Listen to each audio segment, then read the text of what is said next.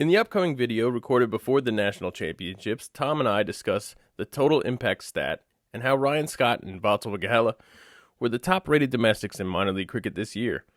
Since then, USA have just split an excellent T20 series with Ireland, and Ryan and Vatsal featured in the series. Considering the cancellation of the Boxing Day ODI due to a positive COVID case in the umpire corps, I'm hoping this helps scratch the itch for USA cricket content. As always, thanks for the support, and here's Tom Nielsen. My guest today is stat head Tom Nielsen, aka at cricket_Sims on Twitter. Tom, we've been chatting in the group text and the DM for a long time. It's great to finally have you as a guest. Yeah, pleased to be here, Nate. Let's start from the very beginning. How did you get into cricket? Yeah, how did I get into cricket? So back in college, around the 2011 World Cup and the 2011 Ashes, I had a buddy study abroad in Hong Kong, and he was there with a lot of folks, a lot of other students from Australia and England, and he knew I was basically, I'll watch anything, I'll watch any sports if there's a bat and ball involved, especially. And he tipped me off to it. He said, "Hey, Tom, like there's this Cricket World Cup, you should be watching it." So I got into a little bit then, couldn't really find a way to watch it, but I'd follow online, and then got back into it in 2015 with the 2015 World Cup. Watched for a little bit, and then honestly, I got a little disillusioned with how rarely like Team USA played. I like to follow their matches, but it was basically you'd get 5 matches and then wait a year and maybe you'd get 5 more. But yeah, then when the 2019 World Cup came around, I got back into it, and really been watching ever since. Now that USA has ODI status. Why I like cricket, I always joke like I needed a sport to watch at 5 a.m. and hey, cricket's right there because it's played basically all around the clock. So yeah, it was pretty natural. I come from baseball, so even though the sports are not that much alike, it's bat and ball. So Right. really a fascinating sport with really deep strategy and as we'll get into, hopefully, analytics. So yeah, it was a pretty natural fit. Awesome. Well, I'm sure Tim Cutler, the founder of Emerging Cricket, co-founder of Emerging Cricket, will be happy to hear that you started off in Hong Kong. So how did you get into simulation and stats? Yep. Yeah, so I'm a stats major at college. So I've got a couple degrees in statistics from Purdue University. Again, always been a huge sports fan. Actually, the reason I got into statistics was because I loved looking at baseball statistics. I quickly found out like actual statistics is more than calculating batting average and tallying up home runs and stuff like that. But that's really how I got in. Is I wanted to be able to apply some of what I was learning in school to sports, and simulations were really interesting to me. I started out with soccer. I've done basketball and hockey in my free time, and dabbled in baseball a little bit, which is a much more complex sport to simulate than some of the others. But yeah, basically anytime I start watching a new sport, I'm like, hey, how can I simulate this? Or how can I do some analytics on this? So it's really just coming from that stats background and being a sports fan, in the first place. That's really led me here. Yeah, it's really tough to get into baseball without getting elbows deep in Exactly. stats. I think Yeah. that's one thing that cricket and baseball have in common is Yeah. big fans of the games, both, are drawn to the statistics. And it's always fun to see how those stats, how people analyze those and determine Yeah. maybe who's a better player, or, all these questions we like to throw around, all these hypotheticals. Oh yeah. Yeah. So major league or minor league, which one of the Yeah. two are you more excited about? So that's a tough question. Recency bias might be strong, but minor league cricket is really fascinating to me. Um, to me, it gives like a real in-depth view of, kind of that second level of USA cricket. So before minor league cricket, if we had, the national championships coming up next week, I probably could have named, like 10 to 15% of the players. But now going ahead of the national championships, now that we've followed minor league cricket for 10 weeks over the summer, um, it's like 60, 70% of the players I can name off the top of my head. These are the players we know and love from minor league cricket. So to me, it's really good to see that depth, because you're getting a lot of top level professionals coming in and playing guys that they have day jobs, right? They're not professional. They're not even necessarily semi-pro, and it's really given them a chance to showcase their skills. Obviously, I'll very much watch minor or major league cricket. I'll be really excited when that comes around. But to me, there's something special about minor league cricket where you're getting kind of the whole USA cricket landscape involved. And it was really exciting to follow this year for sure. Yeah, I agree. I love seeing the different communities, how they Yep. vary, how they're the same, Mhm. which ones are more into it than others. And like you said, it's great learning about the players. I know before all of this happened, before minor league ever happened, I made Yeah. some videos on YouTube, using Yeah. Cricket 19, creating as many players as I Yeah. Yep. could I remember this. for like a national championship, Yeah. just to illustrate an idea that Peter Della Penna had. Yeah. And getting getting enough information on 3 teams worth of players was very tough to do. I had Painful. to Yeah. ask a lot of questions, had to Yeah. ask around. And so now, you know, that would be very easy thanks to minor league cricket. Yeah. We're pretty familiar with, like, I mean, there's 500 players, and I think, if we threw around 300 names, we'd probably know them. Oh yeah. Yeah. No, it's amazing. And it sounds like, I know there's a Cricket 22 coming out soon. It sounds like you might be volunteering to recreate minor league cricket in Cricket 22. That would be an adventure. I think we'd have to double the hours in the day first for Yeah. that to Yeah. We happen. might have to. Yeah. But so let's talk a little bit about your stats that you've developed for minor league Yeah. cricket, and let's talk first about what they do. What's the Yeah. purpose of them? Yeah, yeah. So a little bit of background. So like I said, I come from a baseball background. So baseball, probably the most analytically advanced league, at least Major League Baseball on the planet, both in terms of, public availability of the data, as well as, the advanced nature of the analytics being done. So there's no shortage of stats to evaluate player performance. Obviously, the king of all stats is WAR, wins above replacement. Right. Really complicated to understand if you want to know how to calculate it, but really intuitive. It's how many wins are you adding to your team above a replacement player? So when I came over to cricket, that was one of the first things I did, is try to poke around, like what metrics are there? How are we evaluating player performance? And there's not a lot out there that's publicly available. But what I found was, and I'm certainly not the first to do what we're about to talk about, but what I found was a lot of like runs above average. So how many runs, if you're a batter, are you contributing to your team's total on top of an average batter? And why we need that is, especially in limited overs cricket, it's not immediately apparent when you're trying to evaluate 2 innings. So you've got one person who did, 20 off 15 in T20 cricket, and another who did 30 off 30. It's not immediately obvious which of those innings is better. And some of these advanced stats can kind of help piece out, what types of innings should you be looking for from your batsmen and all that. So yeah, that's where it came from, and that's why I think it's necessary, because again, just looking at runs, balls, wickets, it's not always simple to evaluate player performance against each other. Right. And minor league cricket throws another wrench into everything, Yeah. and that is, a lot of these players are playing on AstroTurf. A Yep. lot of the players, well, nobody played all their games on AstroTurf. Mhm. Some players played more games on AstroTurf than others. Some Mhm. played almost all their games on turf. And Yeah. obviously, there's a very big difference between the two. And Oh you yeah. have different park sizes, different ground sizes for the Yeah. boundaries. And so many different factors. I mean, in cricket, Yeah. anyways, if everybody had a grass turf wicket, that you would Yeah. still have differences from one end of the country to Yeah. the other. Yeah. And that's going to be one of our advantages as a cricketing nation, because of Mhm. all the different climates we have in this one country.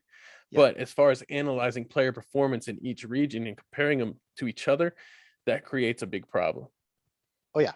Yeah, yeah, and that's definitely something when we look to apply these stats to minor league cricket, we have to account for the grounds that they're playing at, because like you said, especially in minor league cricket, you don't even get this really in other leagues without, throughout the world. Every ground is so dramatically different, and even if you have a natural turf wicket, even match to match, it can play a little bit differently. Right. But yeah, so what we can do with the figures, the ball by ball data, is really piece out, on a per ball basis, how many runs above or below average each ground is, and when we start looking at individual player analysis, we can take that into account, and we can say, yeah, this player stats really good, but they played at especially batting friendly grounds, or and vice versa for the bowlers. Right. And when you take that into account, you create basically a ballpark adjustment, which Yeah. that's what it would be called in baseball. Yeah. But when you adjust for the ground in cricket, you end up with a single number to compare everyone across the board, Yeah. how many runs above average they are, basically, as a batter or as a bowler, how many runs do you save per over compared to Yeah. replacement? And you've got those stats factored into your ultimate stat, which is called Yeah. the total impact stat. Yep. Yeah. So, well, do you want me to talk about a little bit about how like the batting and bowling impact is calculated? Sure, yeah. Yeah. So I guess the key to start out is we have runs and wickets, right? Those are the primary two stats for cricket. And you want to be able to kind of reduce that to one number. So when I talked about baseball earlier, WAR is the king, and that's one number. So when we want to get down to like runs above or below average for a batter, we need to be able to convert, what is the run value of a wicket? And how we do that, I'll drop a little bit of numbers here. So when you're trying to calculate the average value of a wicket, so say for example, you're a batting team and you're going into the fourth over, you haven't lost any wickets. You're expected to score 129 more runs for the rest of the match in a T20 match. If you're at the start of the fourth over and you've lost one wicket, you're only expected to score 119 runs for the rest of the match. So that difference, 129 to 119, that's a 10-run difference. So if you lost a wicket, in the third over right before the fourth, the value of that wicket, that reduced your team's expected total by 10 runs. Right. And you can do that. You can kind of take an average value of all wickets taken, at various points in various match situations. And you'd find for minor league cricket, the average run value of a wicket is 4.7 runs. So essentially losing a wicket reduces your team's total on average by 4.7 runs. And that's just on average. Exactly, just on average, and it varies wildly. So, the example I gave, if you're losing your first wicket in the third over, that's a 10-run, deficit essentially. But if you're in the death overs and you've only lost 3 or 4, it doesn't really matter if you lose a wicket. Obviously, you're missing out on the runs by essentially getting dot ball, but you're going to have other batters come in and bash it around. So it's not, the value of a wicket is much less at the death than it would be, at the beginning of the match. Right, it's probably more than a run. Yeah. But yeah, it's, I would imagine, because you have the next guy coming in, maybe he's only got 3 balls to see. He's got to go right ahead. Exactly. Yeah. But yeah, that's interesting. So basically an opener getting out for a duck would really hurt his team a lot more than, obviously somebody getting out in the 19th over. Yeah, exactly. That first wicket would have been a lot more, valuable for the team, and it's hurting the team more and it's pretty intuitive, right? You're moving down the batting order, you're getting to lesser batsmen, in theory. Right. And of course your team has to compensate a little bit. They maybe can't play as aggressively if you lose a couple of early wickets. Right. And so right now, the formula that you have for total impact, it takes in account an average wicket cost. Yep. So in the future, can we expect to see more situational wicket costs factored in? Yeah, that's a really good question. So that's one of the basically the biggest change that I'm considering to this framework is right now, no matter where you lose the wicket, I'm valuing that at 4.7 runs per wicket for minor league cricket. Right. Obviously, when you get real specific, there is a difference between what's the probability of losing a wicket early and late. The model is accounting for that. So if you lose a wicket at a high probability portion of the innings, you're not getting dinged as much because everybody loses wickets then. But it is valuing. So if you're the opener and you lose your wicket in the first over, that's 4.7 runs knocked off of your run total, and same with if you're a number 10 coming in the 19th, it's still 4.7 runs knocked off your total. So that is something I'm looking at to kind of provide a more accurate picture of, over the course of the batter's innings, what was the average value of the wicket? Right. And I think that would be a more accurate, because, players should be playing, they should be, managing the tempo of their innings in accordance with that value of a wicket. So they should get credit for keeping their wicket in a more, valuable portion of the match. Sure. Also, when that is factored in, there might be some tail enders who get a little bit of a boost in their stats. Yeah. And also another thing is, the value of a wicket when it's on the last ball, when you're running for 2, it's basically nothing. Yeah, exactly. Yeah. And there's been a lot of discussion with that lately with the T20 World Cup. Like, you should be running until you're run out, unless of course it's a 4 or 6. Right. So yeah, that's a little trickier. Now, again, we don't want to penalize for that. Maybe, you could just stick something in the model saying don't penalize somebody for a wicket on the last ball. Right. That wouldn't be hard. But yeah, that's kind of the problem with just looking at runs and wickets is, that wicket's in their record forever, and maybe they care about it, maybe they don't. But in the situation, the best thing for their team is to keep running, like we saw with Absolutely. the USA against Canada. Yeah, we saw that. I was Years just ago. gonna say. Yeah. Yeah, we saw that they ran two. They could have run three. When Yep. Ali Yep. got to the end, when Ali got to the striker's end to finish the double, Yeah. he could have turned around and headed for the non-strikers end, and it would have been a close call. But I think they might have actually got it if he had gone Oh, right exactly. then. Yeah. Yeah, and if they'd been going right away, if Ali kind of noticed right away, yeah, maybe you get three, maybe you win without the super over. But hey, the Right. super over was exciting, so I'll take it. Yeah.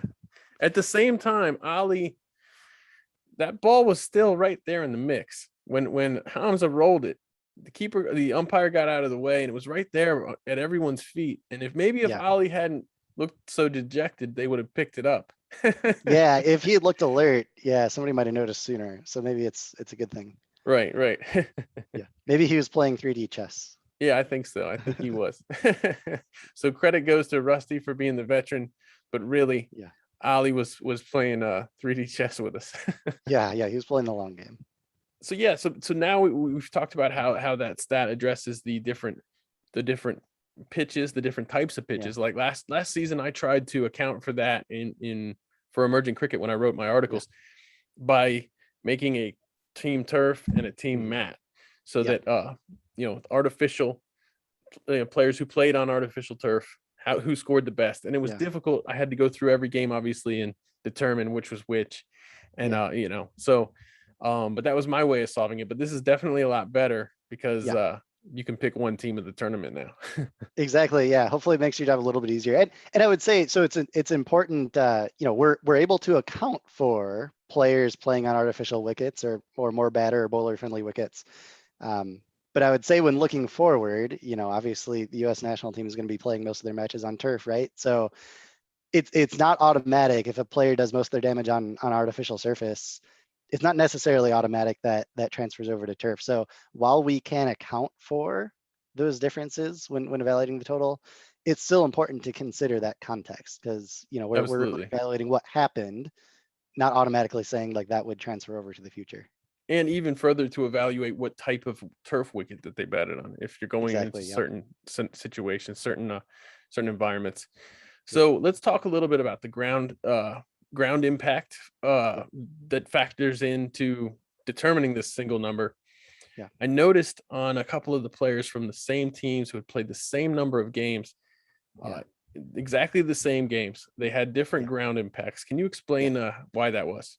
Yeah, for sure. So that's really about think of it as like how much exposure they had to each ground. So if you've got two batsmen that basically face the same exact number of balls in every match except one, if in that one match one batter faced 40 balls at a batting friendly ground and the other was out first ball, the batter who faced 40 balls, they get a little more weight. It's giving them a little more of a penalty for batting longer at a batter friendly ground. So it's really based on the number of balls you face at each ground, not just matches. So that will have slight variations. In theory, they should be close, but there will be slight variations based on how many balls you face or how many balls you bowl Hmm. at each ground. So that's really a per ball impact when we're looking at that ground impact. Yeah, that makes a Yeah, lot of sense. So let's talk about a couple of players that both of us liked. The yeah, two best performers amongst the domestic players in the yeah, league, Ryan Scott and Vatsal Vaghela. yeah. Let's first talk about Ryan Scott. He scored 2 centuries.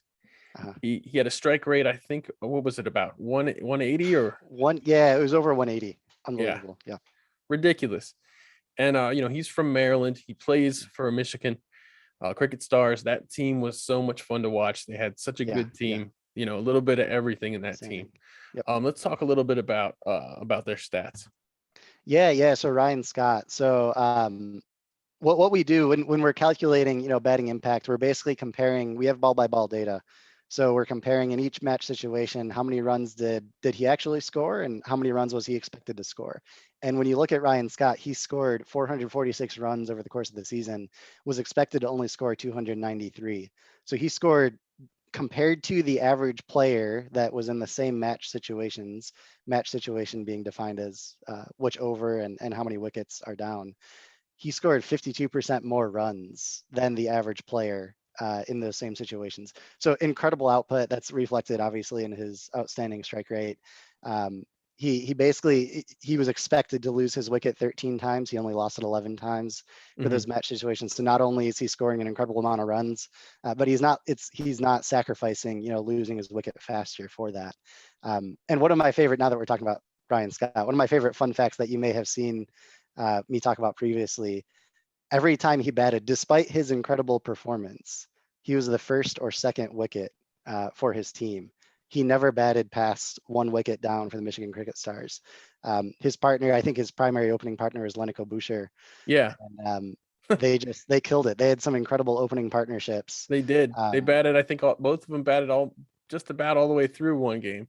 Yeah, I think there was one match where they didn't lose a wicket at all. But yeah, I thought that was pretty interesting that every time he lost the wicket, even as good as he was, it was the first or second for his team. So he never had to bat with the tail. He was always in good match situations, but he really took advantage. He had a great teammate there to keep him on strike and to keep him hot and keep him off strike when he needed it. Yeah, exactly. That's a big thing. And I think I saw both of them doing handstands on the turf on the wicket one day too, when they were supposed to be taking a break. Yeah, they can do some clever acrobatics. So there you go. That they're showing off their fitness there.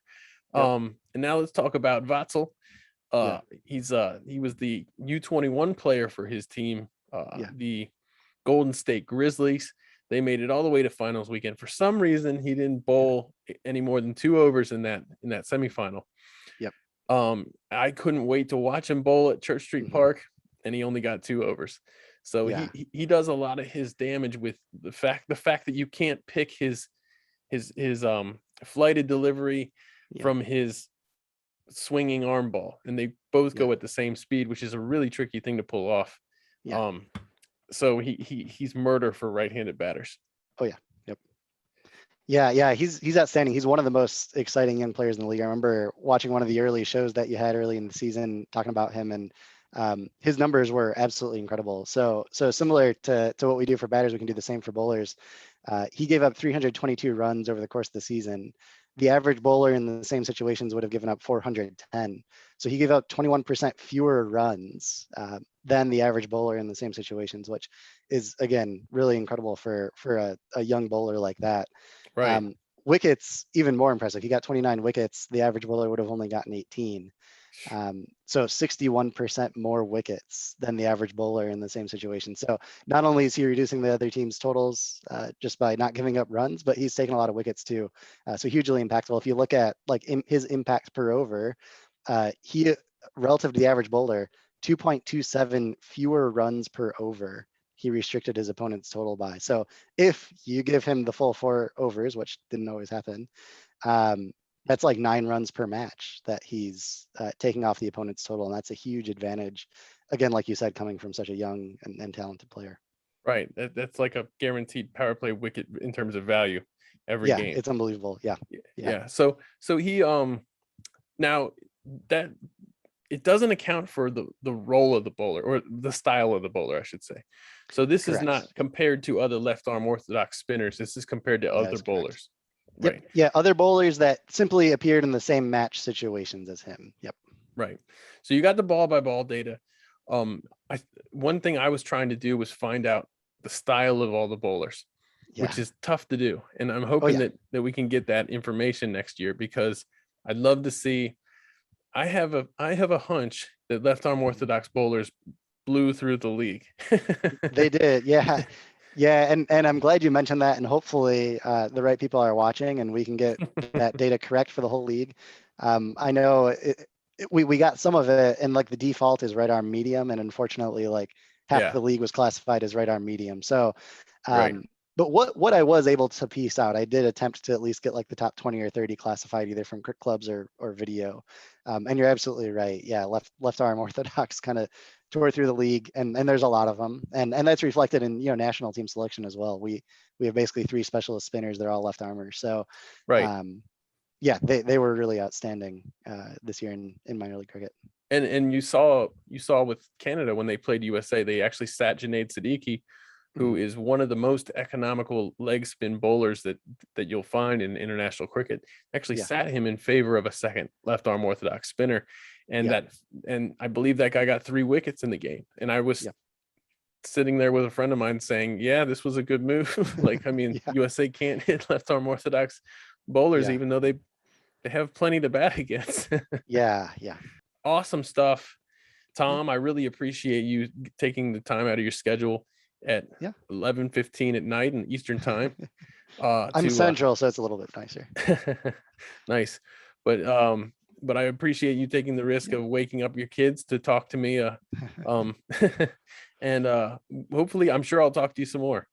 Yeah, no, it was great to be on. Thanks for having me, and I enjoyed our conversation.